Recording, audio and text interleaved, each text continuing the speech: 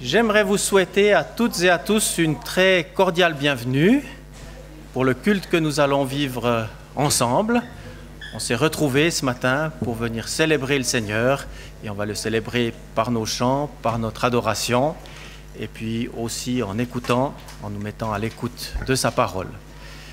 J'aimerais vous informer que durant ce culte, en tout cas pour les personnes qui nous suivent en ligne, et je profite d'ailleurs de saluer toutes les personnes qui nous rejoindront par le biais de la diffusion, que durant la diffusion, il y aura la célébration de la Sainte Seine. Alors cette célébration n'aura pas lieu dans le culte en présentiel, uniquement sur Internet, mais si vous voulez la prendre, vous qui êtes là, il suffira de retrouver donc sur la diffusion de tout à l'heure le moment qui concerne la Sainte Seine. Et je dis cela aussi pour les internautes, de manière à ce que, avant de commencer le culte, vous puissiez préparer les éléments que sont le pain et le vin pour le repas du Seigneur. J'aimerais vous inviter à vous mettre debout et puis on va prier pour accueillir le Seigneur parmi nous. Seigneur, nous voulons bénir ton nom parce que tu nous as rassemblés dans ce moment et c'est pour nous une joie de pouvoir nous approcher de toi et non seulement de pouvoir nous approcher de toi individuellement, mais de pouvoir le faire dans le cadre de la communauté, les uns les autres, dans la communion fraternelle. Et nous voulons, Seigneur, nous tourner vers toi afin de t'apporter notre louange, notre adoration, notre reconnaissance. Et nous te demandons également que tu agisses en nous de manière à ce que nous soyons bien disposés pour l'écoute de ta parole. Nous voulons aussi porter devant toi les petits qui sont parmi nous, les enfants, que ça soit aussi pour eux un moment rafraîchissant, de joie, et qu'ils puissent s'enraciner de plus en plus en toi. Et maintenant, Seigneur, que tu sois élevé, que tu sois glorifié au milieu de nous. Amen. Alors j'aimerais laisser Niki avec les personnes qui sont avec lui pour nous conduire dans le moment de célébration, de louange. Bonjour à toutes, bonjour à tous. J'aimerais vous inviter à la lecture du psaume 130. Cantique pour la route vers la demeure de l'Éternel. Du fond de la détresse, je t'appelle, Éternel. Seigneur, écoute-moi. Sois attentif à mes supplications. Ô Éternel, si tu retiens nos fautes, Seigneur, qui donc subsistera? Mais le pardon se trouve auprès de toi, afin qu'on te révère. Moi, je m'attends à l'Éternel. Oui, je m'attends à lui de tout mon être. J'ai foi en sa parole. Je guette le Seigneur bien plus que les guetteurs attendent le matin. Oui, plus que les guetteurs attendent le matin. Ô Israël, place ta foi en l'Éternel, car c'est auprès de lui que l'on trouve l'amour. On trouve auprès de lui une parfaite délivrance, et c'est lui qui délivrera Israël de tous ses péchés. Alors la partie centrale de ce texte, c'est « Je guette le Seigneur bien plus que les guetteurs attendent le matin. » Oui, plus que les guetteurs attendent le matin. Et quand j'ai lu ça un matin de cette semaine, les yeux bien fatigués, je me suis dit, je ne me reconnais pas du tout dans ces guetteurs. Avec la saison où je vis, où les enfants nous interrompent notre sommeil plusieurs fois dans la nuit, il y a une chose qu'on n'attend pas, c'est le matin. Il y a une chose qu'on n'attend pas, c'est le réveil. On a autant peur du matin que les chats ont peur de l'eau. Et si on pouvait faire que le soleil se recouche au moment où il se lève, on le ferait. Mais j'aimerais vous inviter à dresser un portrait très différent. Imaginez-vous quelques instants être un garde qui est responsable de la sécurité de la ville sur sa muraille. On est au Moyen-Âge. Et puis, il doit scruter l'horizon alors que la nuit est noire, qu'il ne voit rien. Et il sait que des ennemis pourraient attaquer la ville. Et c'est sa responsabilité que d'avertir la ville si des ennemis devaient se présenter. Et lui, il est là. Ils ne sont pas nombreux à guetter. La ville dort. Il fait probablement froid. Et ils n'ont qu'un souhait, qu'un seul désir, c'est enfin de voir le soleil se lever, le soleil montrer le bout de son nez pour qu'il puisse enfin voir au loin, pour qu'enfin il puisse être relevé par peut-être l'équipe du jour. Et il attend ce matin impatiemment. Et là, le psalmiste dit, moi, j'attends le Seigneur, je m'attends à lui, je guette le Seigneur bien plus que les guetteurs attendent le matin. Alors, je le disais tout à l'heure, je le dis à vous aussi, je ne vous souhaite pas du mal, mais j'espère que vous êtes à ce point désespéré dans votre vie que vous attendez le Seigneur de tout votre cœur. J'espère que la réalité de notre monde, la souffrance qu'il y a, le péché qu'il y a dans notre vie, vous pousse à être désespéré et à chercher le Seigneur de tout votre cœur. Parce que c'est ça l'attitude de ce psalmiste. Alors c'est ça qui a conduit aussi le choix de ces chants, où il est question d'obscurité qui nous entoure, de la lumière qui se trouve dans le Christ, et puis où il est question, où, disons, ce sont des chants qui expriment une soif, qui expriment un désir de rencontrer le Seigneur, et puis que ça puisse être l'expression de nos cœurs ce matin. Alors ceux qui le veulent peuvent se lever, et on va chanter ensemble.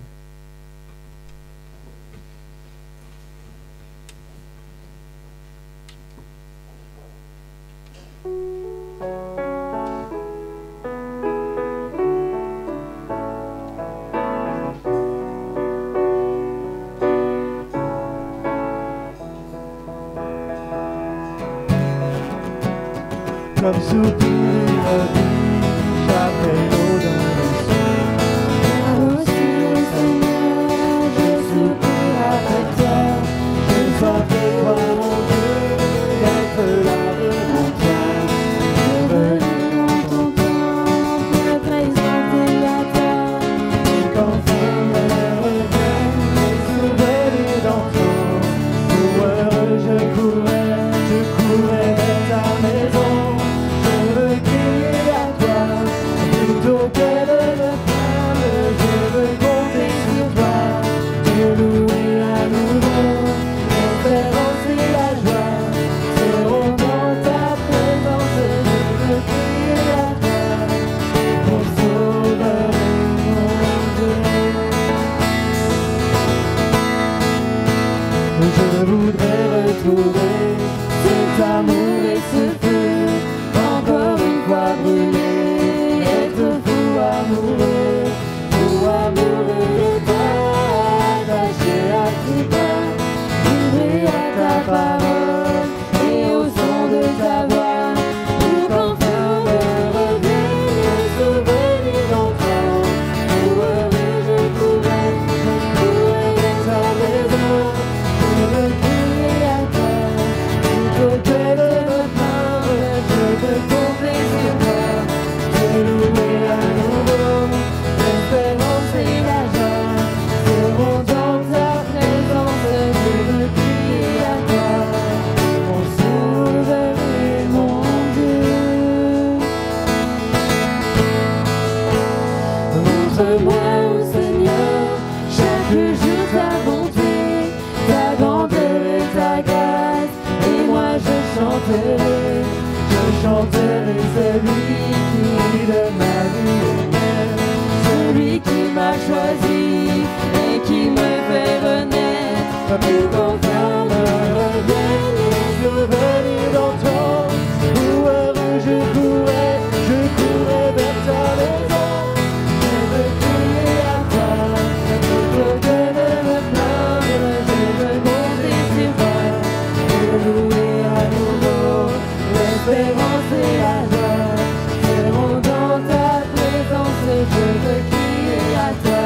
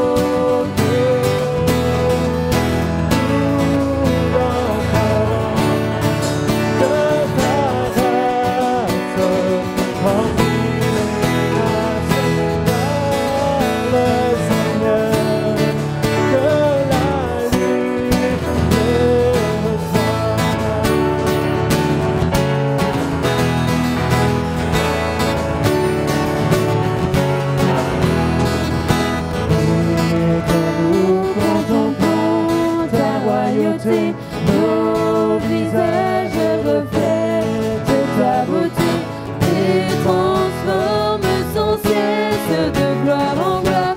Que enfin notre vie dise ton histoire. Brille sur moi, brille sur moi. Brille, oh Jésus, pour me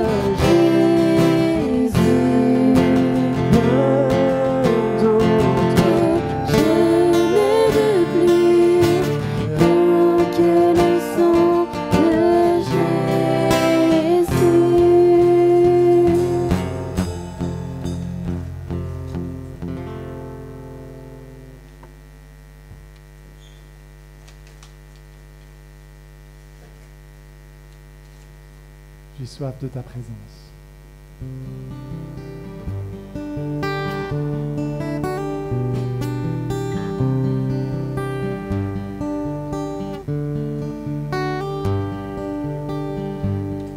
J'ai soif de ta présence, divin chef de ma foi. Dans ma faiblesse immense, que ferais-je sans toi? Chaque jour, à chaque heure, oh j'ai besoin de toi. Viens Jésus et demeure auprès de moi. Viens Jésus et demeure auprès de moi.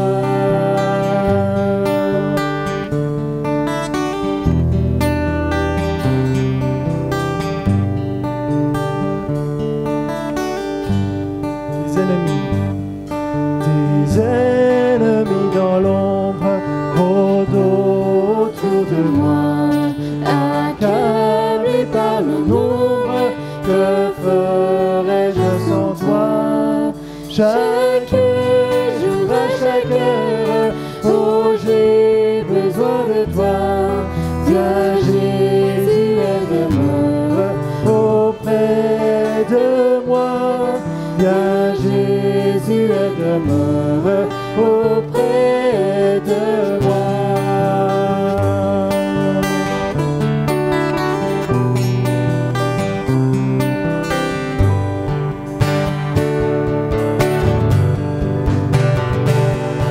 Oh Jésus, ta présence, c'est la vie et la paix dans la souffrance et la vie à jamais.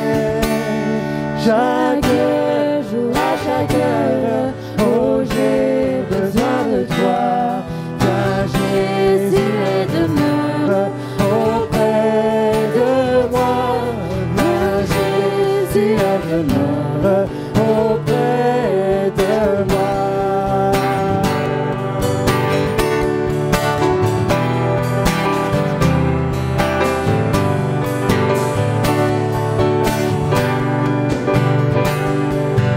Dans les jours d'orage, l'obscurité des fois, quand faiblit mon courage, que ferais-je sans toi? Chaque jour, à chaque heure, oh j'ai besoin de toi. Viens Jésus et demeure auprès de moi. Viens Jésus et demeure auprès de moi. Viens Jésus et demeure auprès de moi.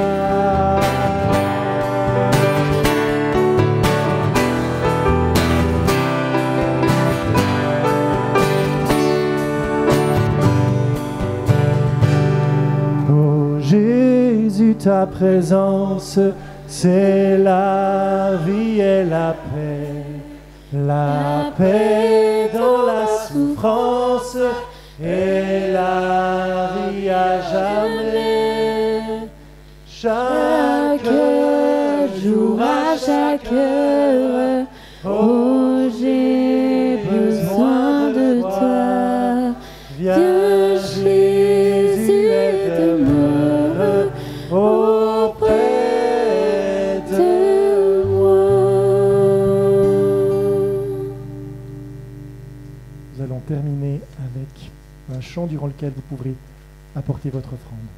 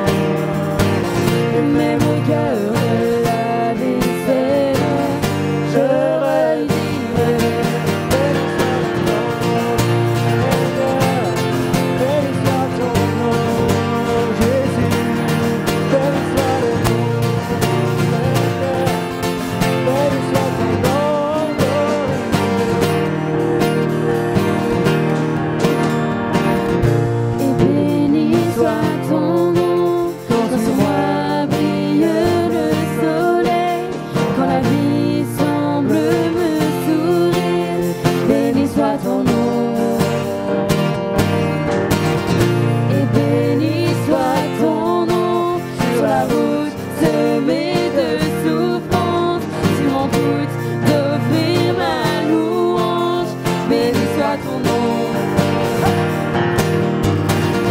J'ai bien fait pour mettre en moi les chants de louange, et même au cœur de la nuit, Seigneur, je redirai. béni soit le nom du Seigneur, béni soit ton nom. Béni soit ton Nom du Seigneur, béni soit ton nom, glorieux,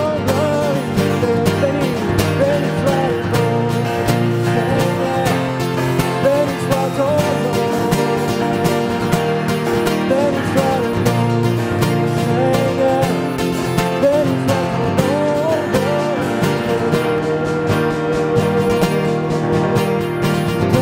donnes et tu reprends, tu donnes et tu reprends. Je choisis de dire, oh béni soit ton nom. Tu donnes et tu reprends, tu donnes et tu reprends. Mon cœur choisit de dire, oh béni soit ton nom.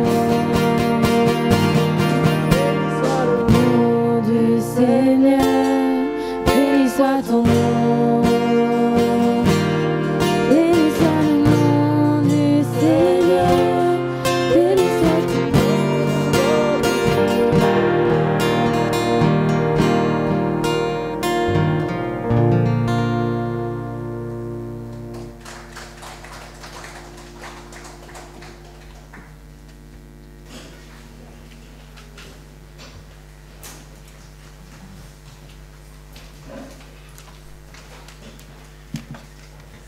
Merci beaucoup aux personnes qui nous ont conduits dans ce moment de louange.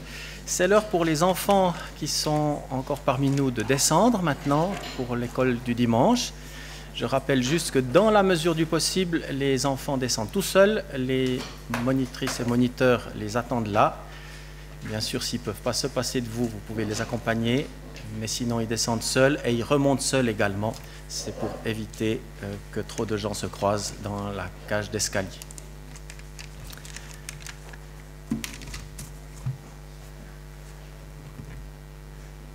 Alors, on les laisse quelques secondes pour qu'ils puissent descendre. Et puis sinon, avant d'ouvrir la parole de Dieu, la Bible, j'aimerais réparer une injustice. Et dans ce sens, j'aimerais inviter Ilana et Stéphane à venir devant. Alors, l'injustice en question, je vous le dis, Ilana et Stéphane se sont mariés il n'y a pas longtemps, c'était au mois de juin. Voilà. Et puis, on était en fait deux églises impliquées dans un mariage. Et quand il y a deux entités pour une même action, c'est là qu'il y a en général le plus de chances qu'on oublie quelque chose. Et c'est ce qui s'est passé pendant leur mariage. Et pendant que la cérémonie se déroulait, tout à coup, je me dis, mais quelqu'un a pensé à leur remettre la Bible qu'on remet traditionnellement aux mariés. Et je donne un petit coup de coude à l'autre intervenant. Je lui dis, tu as une Bible, toi, vous y avez pensé? Il me dit, non, nous, ce n'est pas dans nos habitudes. Alors, on a dû constater qu'en fait, on n'avait pas de Bible pour Ilana et Stéphane, mais on a décidé de réparer l'injustice et aujourd'hui, j'aimerais leur remettre justement leur Bible de mariage avec un peu de retard. Nos excuses et que le Seigneur vous bénisse.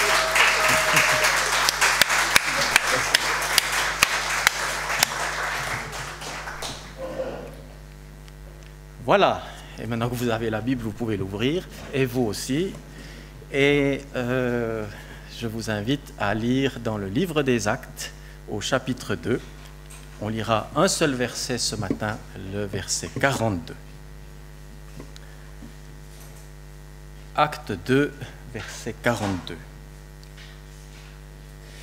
Ils persévéraient dans l'enseignement des apôtres, dans la communion fraternelle, dans la fraction du pain et dans les prières. Si aujourd'hui je lis uniquement ce verset, c'est parce que nous avons eu l'occasion de lire l'ensemble de la section dans laquelle il se trouve à 2 reprises déjà. En effet, lors de 2 des dimanches derniers, on s'est arrêté sur ce texte et sur ce verset en particulier. Et ceci afin de nous souvenir de ce que vivaient les chrétiens de l'Église primitive. Et ce qu'ils vivaient à l'époque peut, voire même devrait, nous inspirer, nous, aujourd'hui. Alors bien sûr, on ne peut pas recréer de toutes pièces l'ambiance de la Jérusalem des années 30 après Jésus-Christ, mais on peut s'inspirer de ce que vivaient ces premiers chrétiens et le transposer dans le monde d'aujourd'hui, avec bien sûr les adaptations que cela nécessite. Nos modes de vie ont totalement changé par rapport aux leurs, mais aujourd'hui, nous pouvons continuer de persévérer dans l'enseignement des apôtres, dans la communion fraternelle, dans les prières et dans la fraction du pain. Et si vous avez été attentif à ce que je viens de dire, vous voyez que j'ai interverti l'ordre entre prière et fraction du pain, ceci pour signifier qu'aujourd'hui, nous nous arrêtons principalement sur la question de la fraction du pain. Dans les messages précédents, on a eu l'occasion de méditer sur l'enseignement des apôtres et sur la communion fraternelle, mais aujourd'hui, on s'arrête sur la fraction du pain. Ils persévéraient dans la fraction du pain. Si les expressions enseignement des apôtres et communion fraternelle sont absolument claires d'un point de vue du sens, pour ce qui concerne la fraction du pain, cette expression peut avoir 2 significations différentes. On la trouve à 2 reprises dans le Nouveau Testament. On retrouve davantage l'action de rompre le pain dans les évangiles ou dans le livre des Actes, mais l'expression en tant que telle revient 2 fois dans le Nouveau Testament et principalement dans les écrits de Luc, c'est-à-dire l'auteur de l'évangile selon Luc et du livre des Actes. Et la première fois qu'il a utilisé cette expression, fraction du pain, c'est pour décrire ce qu'avaient vécu 2 des disciples de Jésus qui avaient été témoins de sa résurrection. Ces 2 disciples, qu'on a appelés les disciples d'Emmaüs, parce qu'ils se rendaient de Jérusalem à Emmaüs, avaient été rejoints par le Seigneur, mais ils ne l'avaient pas reconnu. Ils avaient été rejoints par le Seigneur ressuscité, mais ne l'avaient pas reconnu, et ceci jusqu'au moment où Jésus, étant à table avec eux, avait pris du pain, dit la bénédiction et leur avait partagé. Et l'auteur de l'Évangile, donc Luc, nous rapporte ceci en ces termes. On trouve cela dans Luc 24, les versets 30 à 31. Il dit ceci: « Pendant qu'il était à table avec eux, donc le Seigneur, il prit le pain, dit la bénédiction, puis le rompit et le leur donna. Alors leurs yeux s'ouvrirent et ils le reconnurent, mais il disparut de devant eux. » Et après avoir vécu cela, ses disciples se sont rendus vers les autres disciples et ont raconté ce qu'ils avaient vécu. Et le même auteur nous rapporte toujours l'histoire, et un peu plus loin, au verset 35, il est dit ceci: « Ils racontèrent ce qui leur était arrivé et comment ils l'avaient reconnu à la fraction du pain. » Et ici, on trouve pour une première fois cette expression, la fraction du pain. Et le contexte suggère ici que cette expression se rapporte à ce rite juif qui consistait, et qui consiste peut-être toujours, à dire la bénédiction sur le pain au début du repas. C'est d'ailleurs un rite qui par la suite a passé dans le christianisme. On ne s'en souvient peut-être plus bien aujourd'hui, mais mon grand-père, qui était un fervent catholique, faisait toujours le signe de croix sur le pain avant de le partager. C'était peut-être pas tout à fait identique à la bénédiction que les Juifs prononçaient, mais l'intention était la même, c'était de rendre grâce à Dieu pour le pain avant de le partager. Et ici, dans l'évangile de Luc, lorsque il est parlé de la fraction du pain, il est fait allusion à ce rite de bénédiction sur le pain au début du repas. Mais on retrouve cette expression une deuxième fois, et cette fois dans le livre des Actes, et comme vous le voyez, plus précisément dans le chapitre 2 et le verset 42, ce verset qui principalement nous occupe en ce moment. Et ici, le contexte dans lequel il est dit suggère quelque chose d'autre. En effet, s'il se rapportait uniquement au rite décrit tout à l'heure, ce qui reste possible néanmoins, mais si cela se rapporte uniquement à ce rite, cela signifie tout simplement que les disciples persévéraient à prendre leur repas en commun. Et on ne voit pas bien pourquoi il serait nécessaire d'insister sur ce point-là. D'ailleurs, c'est dit dans quelques versets un peu plus loin, mais c'est vrai que s'il y a un domaine dans lequel le commun des mortels, chrétiens ou pas d'ailleurs, n'a aucune difficulté à persévérer, c'est bien dans celui de se tenir à table. Par conséquent, on comprend que ici, l'expression du pain ne concerne pas simplement les repas en commun, mais se rapporte au repas du Seigneur, c'est-à-dire à la Sainte Seine.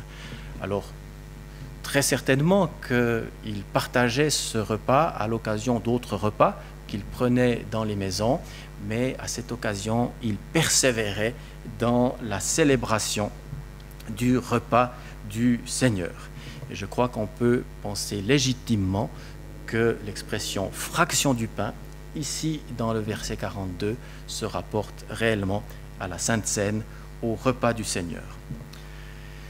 Mais on peut se demander pourquoi les disciples persévéraient dans la fraction du pain. Et la réponse à cela est simple, c'est que tout simplement, ils persévéraient dans ce que le Seigneur avait enseigné à ses disciples. C'est en effet Jésus qui a institué la Sainte Seine, et l'Évangile selon Matthieu, selon Marc, selon Luc nous rapporte cela.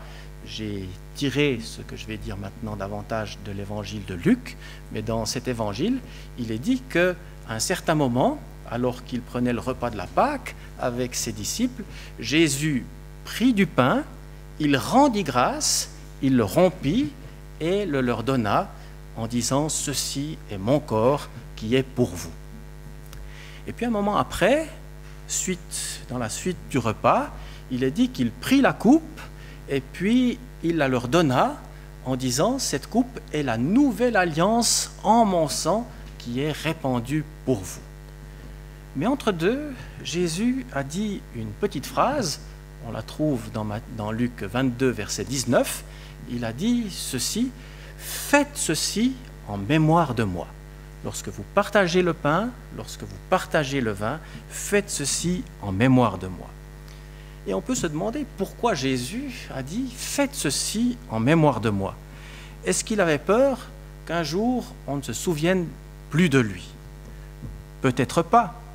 Mais ce qu'il cherchait à prévenir plutôt, c'est qu'un jour on oublie la raison de sa venue, qu'on oublie réellement qui il était et qu'on oublie d'où il venait. Et d'ailleurs, Jésus a laissé, et nous a laissé à nous, une question dans ce sens-là. Lorsqu'il a parlé de son retour, il a dit ceci, mais quand le Fils de l'homme viendra, trouvera-t-il encore la foi sur la terre? Et ce que Jésus voulait dire en disant cela n'était pas tellement « est-ce qu'il y aura encore des personnes qui croiront en Dieu au moment où je reviendrai ?» Évidemment qu'il y aura des gens qui croiront en Dieu. Mais quel sera le contenu de leur foi? Qu'est-ce qu'on croira à ce moment-là? Est-ce que chacun aura une sorte de religion à la carte? Eh bien, la fraction du pain, entendez par là le repas du Seigneur, est là pour nous ramener constamment au cœur de l'Évangile. Et l'apôtre Paul, lorsqu'il a livré son enseignement sur la Sainte Seine aux chrétiens de l'église de Corinthe, leur a rappelé également, leur a décrit quel était ce cœur de l'Évangile. Et il l'a résumé en une seule phrase, très facile à retenir. On la trouve dans 1 Corinthiens 11, verset 26. Il dit ceci: « Car toutes les fois que vous mangez ce pain et que vous buvez cette coupe, vous annoncez la mort du Seigneur jusqu'à ce qu'il vienne. » Toutes les fois que vous faites ceci, en mémoire de Jésus, vous annoncez sa mort jusqu'à ce qu'il vienne. Et lorsqu'on médite cette parole à la lumière de l'ensemble du message biblique, on ne peut qu'arriver à la conclusion que tout l'Évangile y est résumé. Dans ces quelques paroles de l'apôtre Paul, on a un concentré d'Évangile. Alors je ne peux pas vous faire tout le détail de ma méditation, mais lorsque je médite ce verset, comme je le disais, à la lumière du message biblique plus global, j'arrive à la conclusion que Jésus-Christ est le Fils de Dieu, qu'il est venu dans ce monde, qu'il est mort pour nos péchés, qu'il est ressuscité pour notre justification et qu'il revient bientôt établir son règne. Et le repas du Seigneur est là pour que constamment on se souvienne de cela et que jamais on l'oublie. Alors peut-être quelques-uns diront, mais on n'a aucun risque d'oublier cela.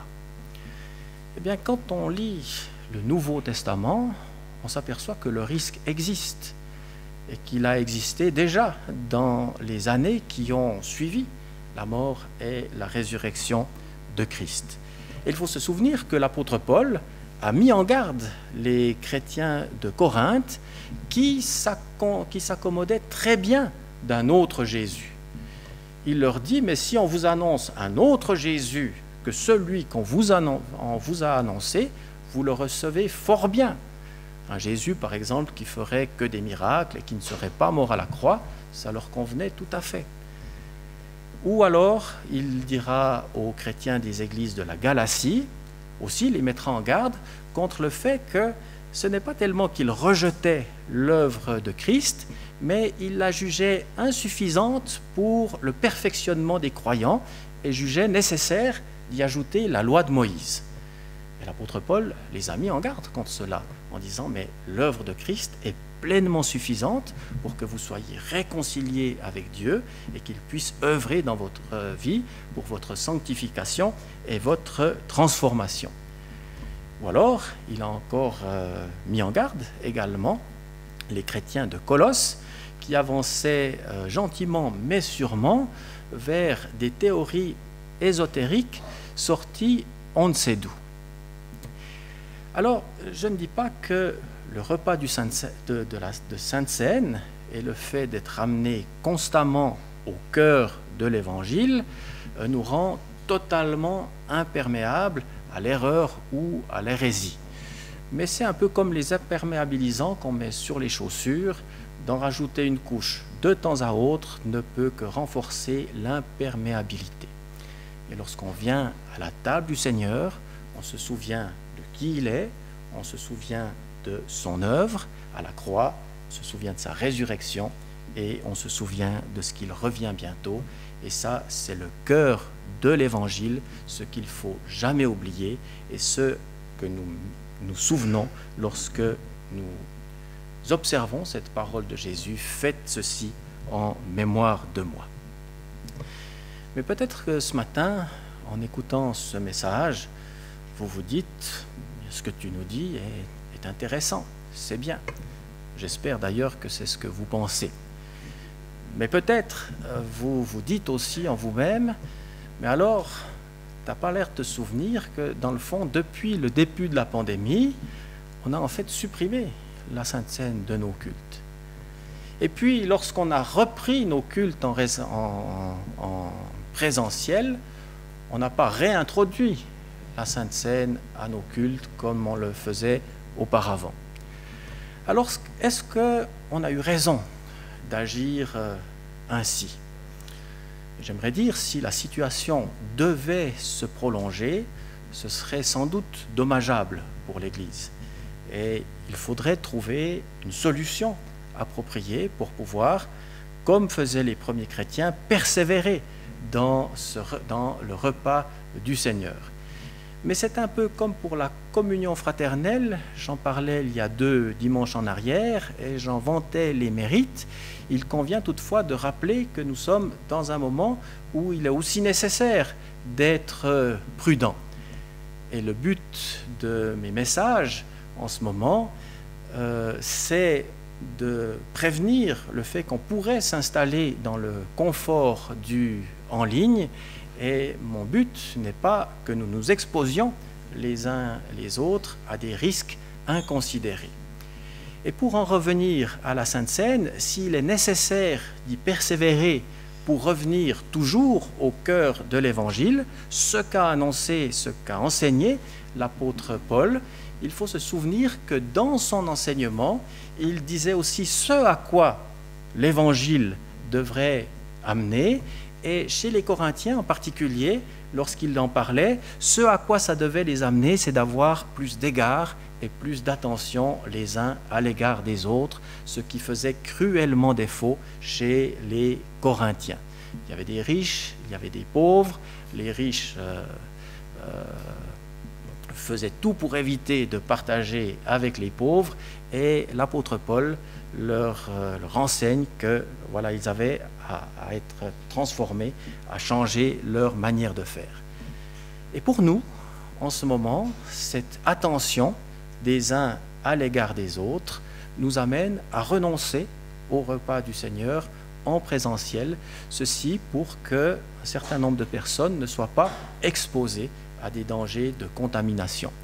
On croit bien sûr que le repas du Seigneur est une bénédiction, et chaque fois qu'on a l'occasion de le prendre, il faut saisir cette occasion. Mais attention, l'égard qu'on doit avoir les uns envers les autres doit aussi faire qu'on n'en fasse pas une source de contamination et de contagion. Mais une fois que le risque aura diminué, ou alors si on trouve vraiment la version appropriée, alors là, il n'y aura plus d'excuses pour ne pas persévérer dans la fraction du pain. Parce que comme on l'a vu, celle-ci est nécessaire pour qu'on soit constamment ramené au cœur de l'Évangile. Alors en ce moment, c'est vrai qu'on a quand même trouvé une solution pour pallier à la situation. C'est la solution de la Sainte Seine en ligne. D'ailleurs, comme je l'ai dit tout à l'heure, dans le culte et dans la diffusion qui paraîtra sur Internet, sera intégré le moment de Sainte Seine. Et bien sûr, si vous voulez le rejoindre, il suffira de regarder la vidéo et puis simplement sélectionner le moment où la Sainte Seine est célébrée. Et célébrer cette Sainte Seine en venant justement au cœur de l'Évangile, et ce cœur de l'Évangile, c'est Jésus-Christ crucifié, Jésus-Christ ressuscité, Jésus-Christ glorifié et Jésus-Christ qui revient sur les nuées. Amen. Je vous invite à quelques instants de recueillement, de silence, et puis ensuite plusieurs personnes pourront s'exprimer par de courtes prières, et puis on écoutera encore un chant de Andrea tout à l'heure.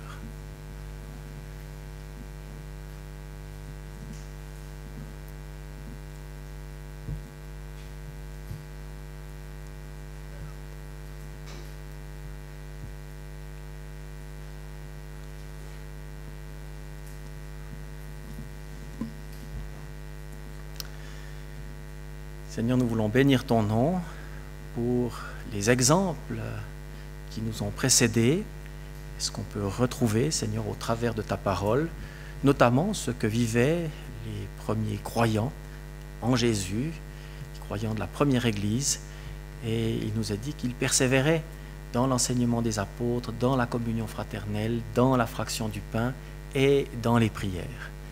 Et notre prière à nous, Seigneur, c'est que tu mettes en nous, Seigneur, aussi ce désir de persévérer dans l'enseignement des apôtres, dans la communion fraternelle, dans la fraction du pain, dans les prières, que nous ne relâchions pas à ce sujet-là. Il est vrai qu'aujourd'hui, on n'a pas la pleine liberté de pouvoir nous livrer à ces choses comme on le souhaiterait vraiment. On te demande aussi, Seigneur, que nous soyons toujours, animés de prudence et que nous ne nous lancions pas dans des aventures inconsidérées. Seigneur, que tu nous remplisses de toi, que nous puissions tout vivre pour la gloire de ton nom et pour l'édification des uns des autres. Amen. Si quelques personnes veulent s'exprimer maintenant par des prières courtes, alors c'est bienvenu. Et puis comme je le disais tout à l'heure, ensuite Andrea nous interprétera un chant.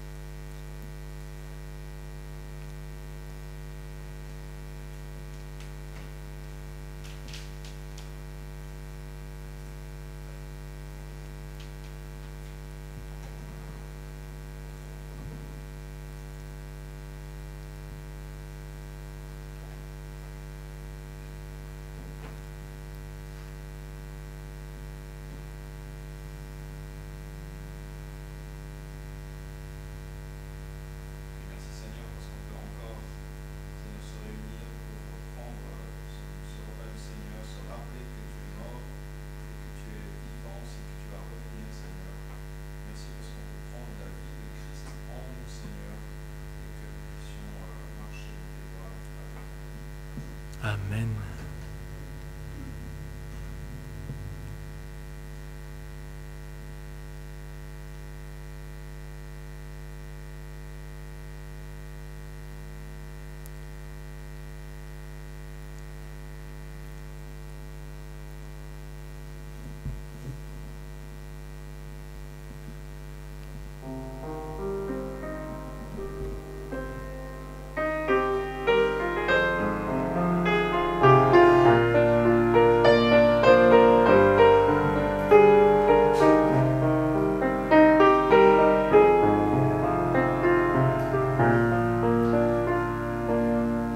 Je vous invite à chanter avec.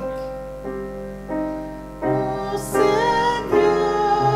notre Dieu, Tu es notre Sauveur, à toi soit toute la gloire et l'honneur.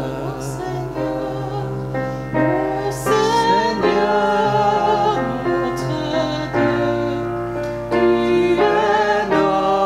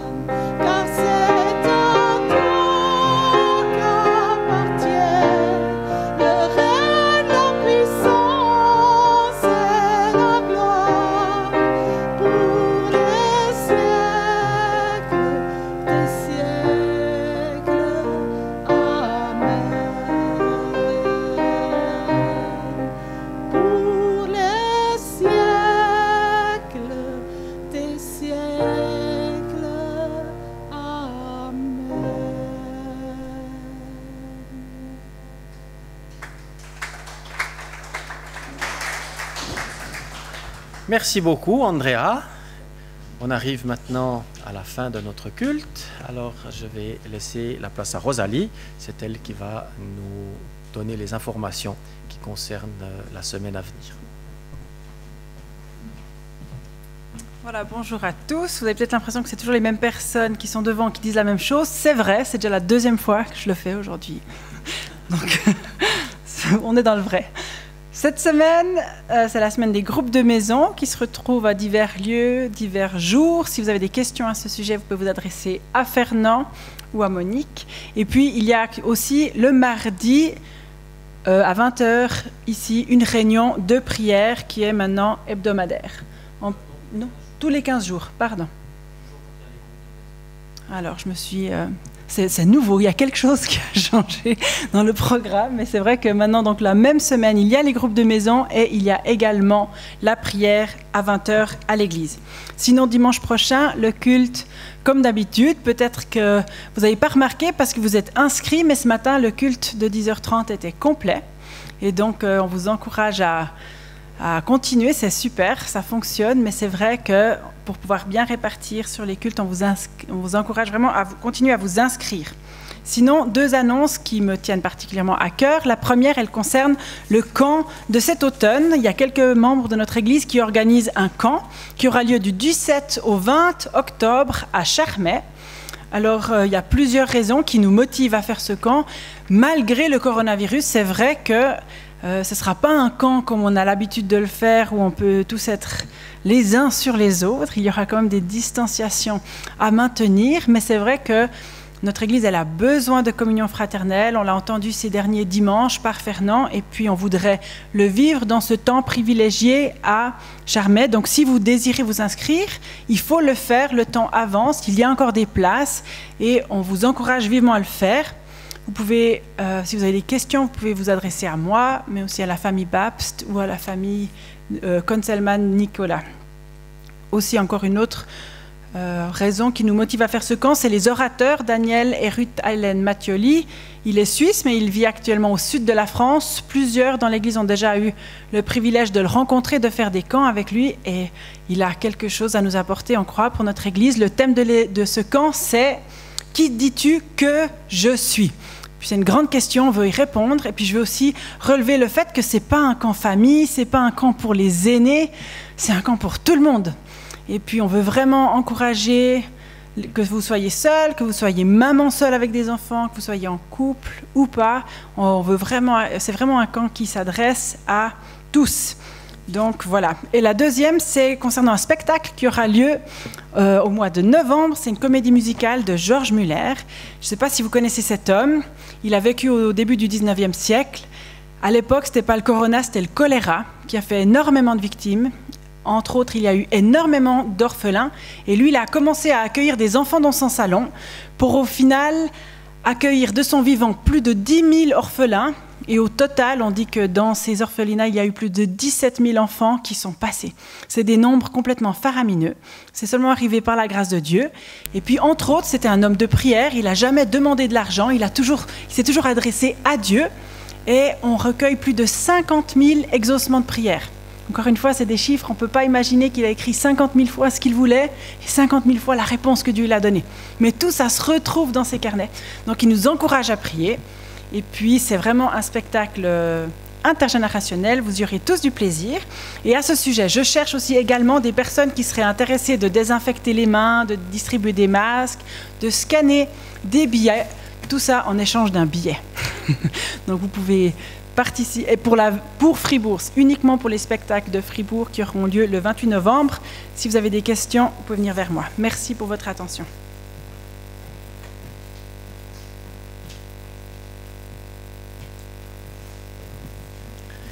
Merci beaucoup, Rosalie, pour toutes les informations.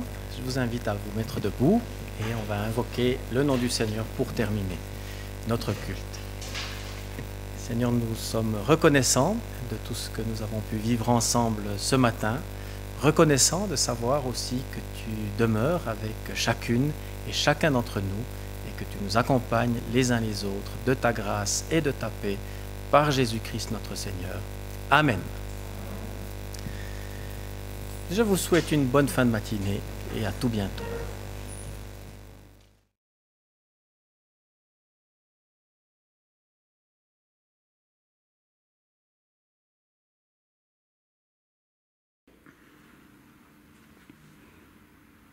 Si vous avez entendu le message, vous vous êtes aperçu que je me suis référé plusieurs fois à la première épître aux Corinthiens, l'épître de Paul.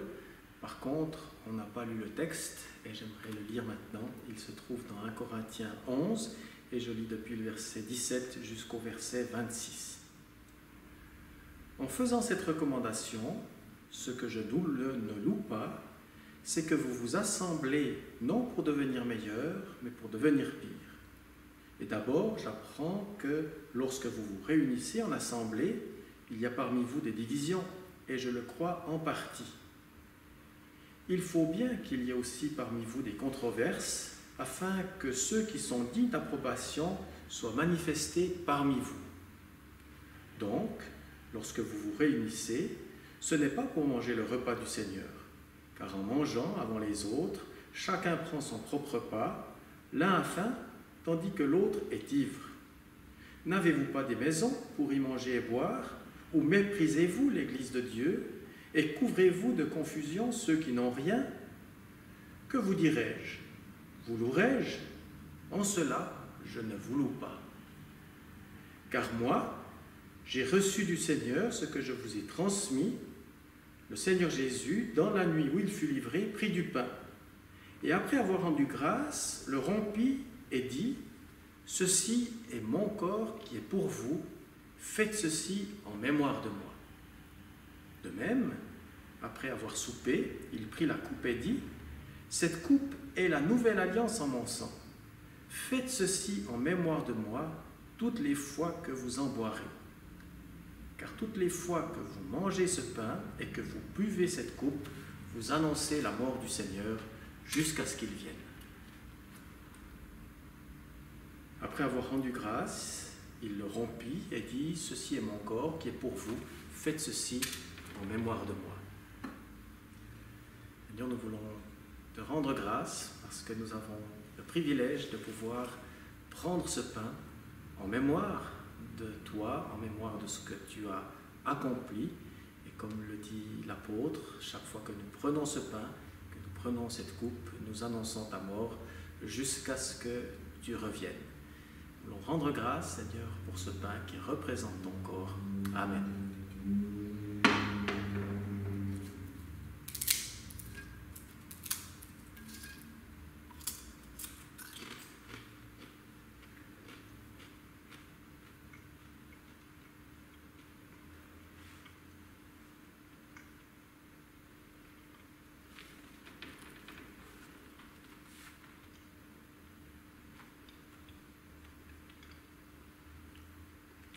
Après avoir soupé, il prit la coupe et dit, « Cette coupe est la nouvelle alliance en mon sang.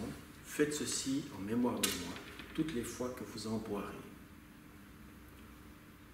Seigneur, c'est en mémoire de toi et en mémoire de cette nouvelle alliance dans laquelle nous sommes inclus par la foi que nous buvons cette coupe maintenant. Nous t'en rendons grâce. Amen.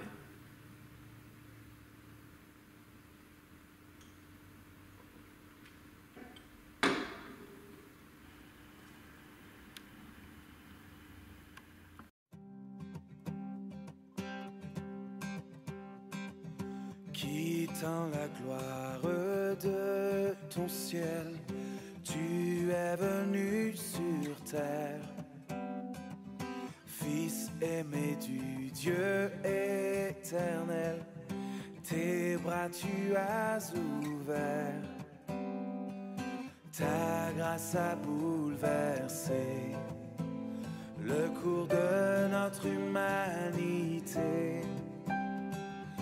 Nous crions ensemble, victoire, Christ est la lumière du monde, que sa gloire couvre la terre, puissance infinie qui libère, son nom est saint, il est saint, il est saint.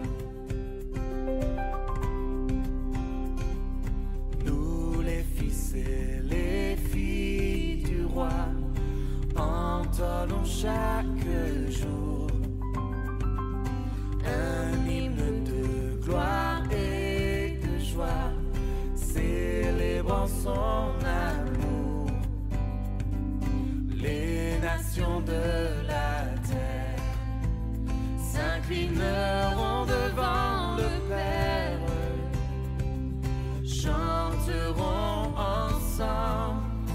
Victoire, Christ est la lumière du monde, que sa gloire